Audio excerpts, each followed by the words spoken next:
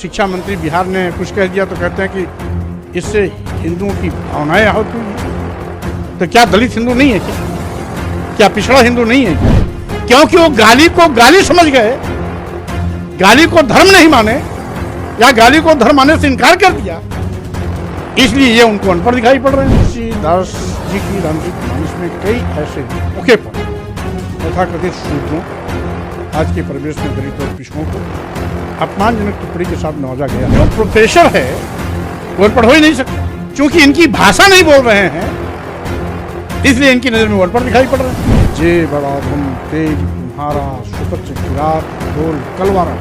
अगर यही जाति सूचक शब्दों का प्रयोग करते हुए हम किसी तथाकथित श्रवण समाज के व्यक्ति को अपमानित करें, अपशब्द कहें, क्या उसको बुरा नहीं लगेगा? और अगर गाली किसी को दी जाती है तो गाली किसी के लिए धर्म नहीं है। उसी रामायण में ये भी है, ढोल गंवार शूद पशु नारी सकल ताड़ना के। ये पुस्तकें अनुमन्य कैसे हैं, इसको तो बहुत पहले जब्त हो जानी चाहिए। और इस पर जो गला फाड़ फाड़ करके अनाप शनाप बयानबाजी कर रहे हैं, उनको अपने रोजी रोटी पर खतरा दिखाई पड़ रहा है। वो सोच रहे हैं कि अगर हमारी इस गाली को आम दलित पिछड़े आदिवासी समझ जाएंगे तो हमें चढ़ावा कौन देगा, हमें सम्मान कौन देगा?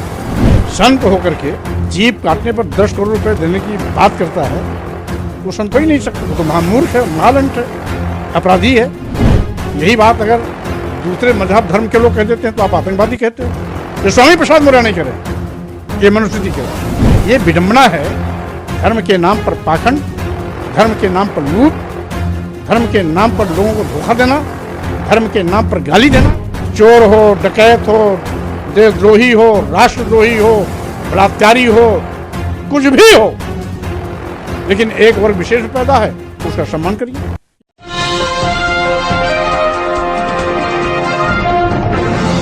नमस्कार साथियों, मैं हूं विनीत। आज हमारे साथ स्वामी प्रसाद मौर्य जी हैं, जो कि वर्तमान में उत्तर प्रदेश विधानसभा में एमएलसी हैं, और साथ ही साथ ये एक ऐसे नेता हैं जो लगातार पाखंड और अंधविश्वास के खिलाफ आवाज उठाते रहते हैं। बिहार सरकार में वर्तमान शिक्षा मंत्री चंद्रशेखर सिंह जी ने एक बयान दिया। बयान में उन्होंने कहा कि रामचरितमानस, मनुस्मृति और बंच ऑफ थॉट अपने अपने युग में नफरत फैलाने वाली किताबें हैं, और उसके बाद बीजेपी उनके पीछे पड़ गई। तमाम लोग तो उन्हें अनपढ़ कहने लगे। एक बाबा हैं तथाकथित, उन्होंने 10 करोड़ रुपए का इनाम तक घोषित कर दिया कि कोई उनकी जीभ काट ले आए तो उसको 10 करोड़ रुपए देंगे। सर, सबसे पहला सवाल कि जो बात उन्होंने कही, क्या सच में इतनी गलत है कि जिस तरीके का रिएक्शन बीजेपी की तरफ से आ रहा है?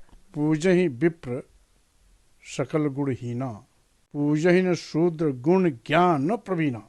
यानी सारे गुणों से हीन होते हुए भी विप्र की पूजा करिए, क्योंकि वो ब्राह्मण है। और शूद्र समाज में पैदा होने वाला कितना भी विद्वान क्यों न हो, उसका सम्मान मत करिए। इसका जीता जागता नमूना भारतीय संविधान निर्माता परम पूज्य बाबा साहब डॉक्टर अम्बेडकर स्वयं रहे, कि दुनिया के सबसे विद्वान होने का खिताब पाने के बावजूद भी जब भारत में आते हैं तो पग पग पर उनको जाति अपमान के कड़वे घूंट पीने पड़ते हैं। तुलसीदास जी की रामचरित मानस में कई ऐसे मौके पर जिस तरीके से तथाकथित शूद्रों, आज के परिवेश में दलित और पिछड़ों को अपमानजनक टिप्पणी के साथ नवाजा गया। जे बड़ा धम तेल कुम्हारा सुपच्च किरात कोल कलवारा। अगर यही जाति सूचक शब्दों का प्रयोग करते हुए हम किसी तथाकथित श्रवण समाज के व्यक्ति को कहें, अपमानित करें, अपशब्द कहें, तो क्या उसको बुरा नहीं लगेगा? गाली किसी को भी अच्छी नहीं लगती, तो गाली किसी के लिए धर्म नहीं हो सकता। उसी रामायण में यह भी है कि ढोल गंवार शूद पशु नारी सकल ताड़ना के अधिकारी। ये पुस्तकें अनुमन्य कैसे हैं, इसको तो बहुत पहले जब्त हो जानी चाहिए, या इस प्रकार के अपवादजनक श्लोक या दोहे या चौपाई हैं, उनको खत्म किया जाना चाहिए। शिक्षा मंत्री बिहार ने कुछ कह दिया तो कहते हैं कि इससे हिंदुओं की भावनाएं आहत हुई हैं। तो क्या दलित हिंदू नहीं है क्या पिछड़ा हिंदू नहीं है क्या? अगर दलित और पिछड़े हिंदू हैं तो क्या वो हिंदू नहीं है जिनके भावनाओं को आपने गाली देके नवाजा है? धर्म के नाम पर जिसको आपने अपमानित किया है, जात सूचक शब्दों के माध्यम से उनको समाज से नीच बनाने के लिए, अधम बनाने के लिए सब कुछ कर दिया है, जानवर से बदतर व्यवहार किया है। और इस पर जो गला फाड़ फाड़ करके अनाप शनाप बयानबाजी कर रहे हैं, उनको अपने रोजी रोटी पर खतरा दिखाई पड़ रहा है। वो सोच रहे हैं कि अगर हमारी इस गाली को आम दलित पिछड़े आदिवासी समझ जाएंगे तो हमें चढ़ावा कौन देगा, हमें सम्मान कौन देगा, यह खतरा उनको दिखाई पड़ रहा है। और कोई संत होकर के जीप काटने पर 10 करोड़ रुपए देने की बात करता है, वो संत हो ही नहीं सकता। वो तो महामूर्ख है, महालंठ है, अपराधी है। और ऐसे लोगों का अगर सजरा खोजा जाए तो स्वाभाविक रूप से शुरुआती दौर उनके अपराध का रहा होगा। यही बात अगर दूसरे मजहब धर्म के लोग कह देते हैं तो आप आतंकवादी कहते हो। अब आप जुबान काटने की बात करें तो आप क्या आतंकवादी से कम हो क्या? आप आतंकवादी नहीं हो क्या? कौन अधिकार दिया आपको किसी का सर काटने और जुबान काटने का? माननीय न्यायपालिका है, जिले में न्यायपालिका है, माननीय उच्च न्यायालय है, माननीय सर्वोच्च न्यायालय है। कोई आपको आपत्ति है, आप जाओ। आप कैसे फरमान जारी करते हो? ये इसलिए कहते हैं क्योंकि जो बोल रहे हैं, जो बक रहे हैं, बकवास कर रहे हैं, ये अपने को तो भगवान से ऊपर मानते हैं। मनुस्मृति में एक प्रसंग आया है, शूद्रम तु कार्येत दास्यम क्रीतम अक्रीतम वा दास्यैव तु जन्मना ब्राह्मणम तु स्वयं भुआ। ये मनुस्मृति कहती, यानी वो स्वयंभू है, सर्वशक्तिमान है, और शूद्र गुलामी करने के लिए पैदा हुआ है।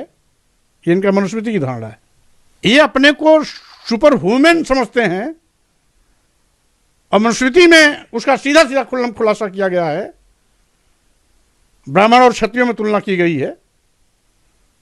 उसमें एक प्रसंग आता है, पंचवर्षम तु ब्राह्मणम शतवर्षम तु क्षत्रपा पिता पितरो बीजानियात ब्राह्मण तयो पिता।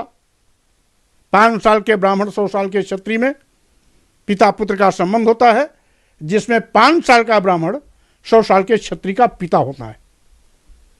जो स्वामी प्रसाद मौर्य नहीं कर रहे हैं, ये मनुस्मृति कह रही। ये विडंबना है, धर्म के नाम पर पाखंड, धर्म के नाम पर लूट, धर्म के नाम पर लोगों को धोखा देना, धर्म के नाम पर गाली देना। अभी आपने 4 दिन पुराना उदाहरण नहीं हुआ राजेंद्र पाल गौतम जी का, मंत्री जी का, उनको इस्तीफा देना पड़ा। अब यहां भी इनको बाकायदा बीजेपी के तमाम नेता, यहां तक कि तमाम प्रतिष्ठित अखबार और पत्रिकाएं इनको अनपढ़ घोषित करने पे उतारू हैं। बिहार शिक्षा मंत्री प्रोफेसर चंद्रशेखर लिखते हैं जी, तो जो प्रोफेसर है वो अनपढ़ हो ही नहीं सकता। क्योंकि इनकी भाषा नहीं बोल रहे हैं, इसलिए इनकी नजर में वो अनपढ़ दिखाई पड़ रहे हैं। क्योंकि वो गाली को गाली समझ गए, गाली को धर्म नहीं माने, या गाली को धर्म मानने से इनकार कर दिया, इसलिए ये उनको अनपढ़ दिखाई पड़ रहे हैं।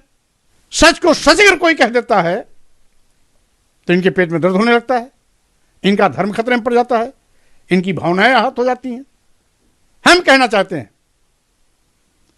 कि दलितों, आदिवासियों, पिछड़ों को गाली देने का अधिकार किसने इनको दिया? समाज को जातियों में बांटा, उपजातियों में बांटा, ऊंच नीच में बांटा, छुआछूत में बांटा।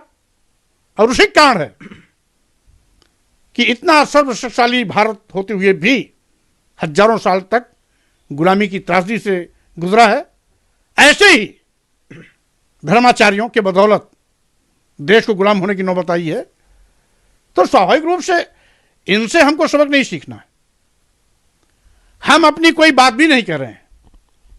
इन्होंने जो लिखा है हम उसी को कह रहे हैं, उसी पर सवाल उठा रहे हैं कि भाई आप हमको गाली दे रहे हो तो आपके लिए धर्म हो सकता है, लेकिन गाली खाने वालों के लिए धर्म कैसे हो सकता है? चोर हो, डकैत हो, देशद्रोही हो, राष्ट्रद्रोही हो, बलात्कारी हो, कुछ भी हो, लेकिन एक वर्ग विशेष पैदा है तो उसका सम्मान करिए। ये कहाँ का नियम है? बाबा साहब डॉक्टर अंबेडकर ने जो भारतीय संविधान इस देश को समर्पित किया, उसके चलते आज न कोई ऊंच है, न कोई नीच है, न कोई छूत है, न कोई अछूत है। अगर छूत अछूत की बात करता है तो उसके लिए आईपीसी की धाराओं के अंतर्गत दंड का प्रावधान किया गया है। जाति और धर्म के ठेकेदारों को चाहिए कि धर्म के नाम पर जो बुराइयां हैं उसको खत्म करने के लिए खुद उनको पहल करनी चाहिए। इसका सभी मिलकर के स्वागत करेंगे लेकिन अगर कोई इसको खत्म करने के लिए आवाज उठा रहा है तो उसकी आवाज बंद करने की अगर ये कोशिश करेंगे तो स्वाभाविक रूप से आने वाला दिन एक ऐसा आएगा कि इनको कोई प्रणाम और नमस्कार करने वाला नहीं मिलेगा। जो लोग तर्क, विज्ञान और संविधान की बात करते हैं, ऐसे लोगों पर भाजपा की बड़ी तीखी नजर है। ऐसा क्या है, उनको इतना बुरा क्यों लगता है? मामला वर्चस्व की लड़ाई का है।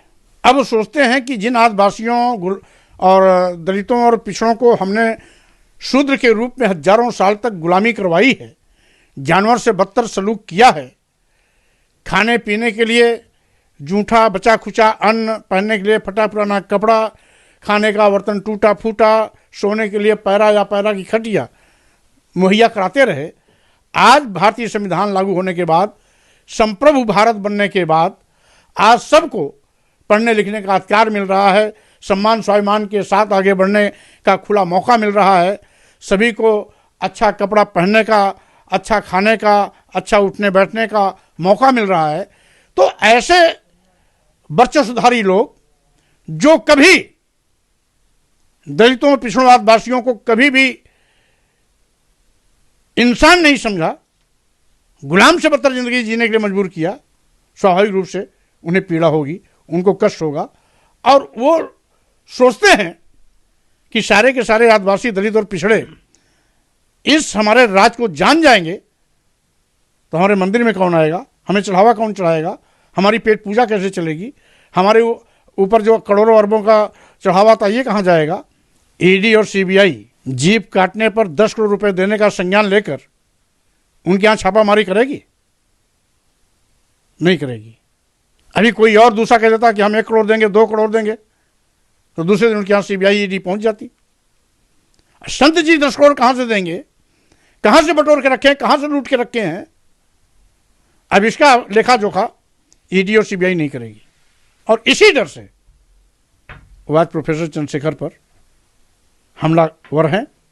और हम समझते हैं वो जितना प्रोफेसर चंद्रशेखर पर हमला करेंगे उतना ही प्रोफेसर चंद्रशेखर का संदेश घर घर और जन्म जन्म में जाएगा।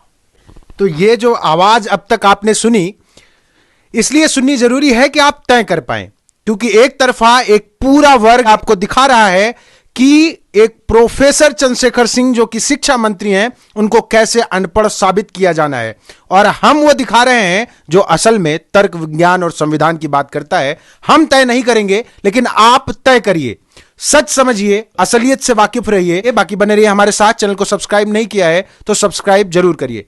धन्यवाद।